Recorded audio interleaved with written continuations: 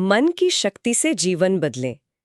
इसमें मूल रूप से ये समझाया गया है कि कैसे हमारा मन हमारी जिंदगी के जो बड़े हिस्से हैं, जैसे रिश्ते, हमारी सेहत और हाँ, यहाँ तक कि पैसा या करियर, इन सब पर कैसे असर डालता है। कि जिंदगी में अगर सच में कुछ बेहतर करना है तो शुरुआत मन से ही करनी होगी। और इसे समझाने के लिए ना एक बड़ी अच्छी उपमा, एक मिसाल दी है इन्होंने कि मन जो है वो एक खेत की तरह है। मन एक खेत जैसा? अच्छा, ये तो सोचने का एक अलग तरीका है। हाँ, तो फिर इस खेत वाली बात को थोड़ा और समझते हैं।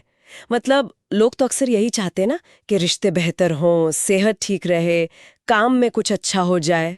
बिल्कुल बिल्कुल। तो ये सारी चीजें इस मानसिक खेत से कैसे जुड़ती हैं? देखिए, इसमें यही समझाया है बहुत अच्छे से कि जैसे एक खेत में आप जो बीज डालेंगे, फसल तो वैसी ही मिलेगी ना। हाँ, ये तो है। बिल्कुल।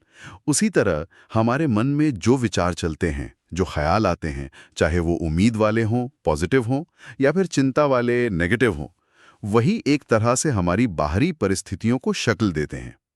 और हाँ, एक और जरूरी बात इसमें कही गई है, सिर्फ अच्छे बीज डालना ही काफी नहीं है। अच्छा। हाँ, जो पुरानी नकारात्मक सोच है या शक है या डर है, वो खरपतवार की तरह उग जाते हैं।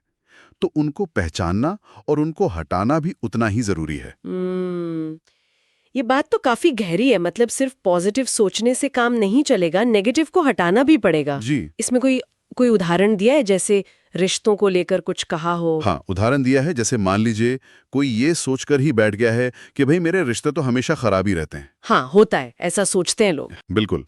तो शायद वो अनजाने में ही कुछ ऐसा बर्ताव करने लगे जिससे ये बात सच लगने लगे, खुद ही वो रिश्तों को खराब करने वाली स्थिति बना दे। लेकिन अगर वो थोड़ा सचेत हो, जागरूक हो और इस सोच को बदले, मतलब रिश्तों को सुधारने वाले विचारों पर ध्यान लगाए, तो संभावना है कि उसके एक्शन, उसके व्यवहार में भी फर्क आएगा। अच्छा, और फिर शायद हालात भी सुधरने लगे। समझ गए। तो मतलब ये हुआ कि मन को एक तरह से साधना है, उसे शांत रखना है, और जो नेगेटिव ख्याल आ रहे हैं, हाँ, उनकी जगह जानबूझकर पॉजिटिव विचारों को चुनना है। यही रास्ता है। रास्ता तो यही बताया गया है। लेकिन हाँ, आपने जो इशारा किया कि ये कहना आसान है, करना मुश्किल। हाँ, बिल्कुल, लगता तो ऐसा ही है। तो लेख भी ये मानता है कि ये कोई जादू की छड़ी नहीं है, ये रातों रात नहीं होता।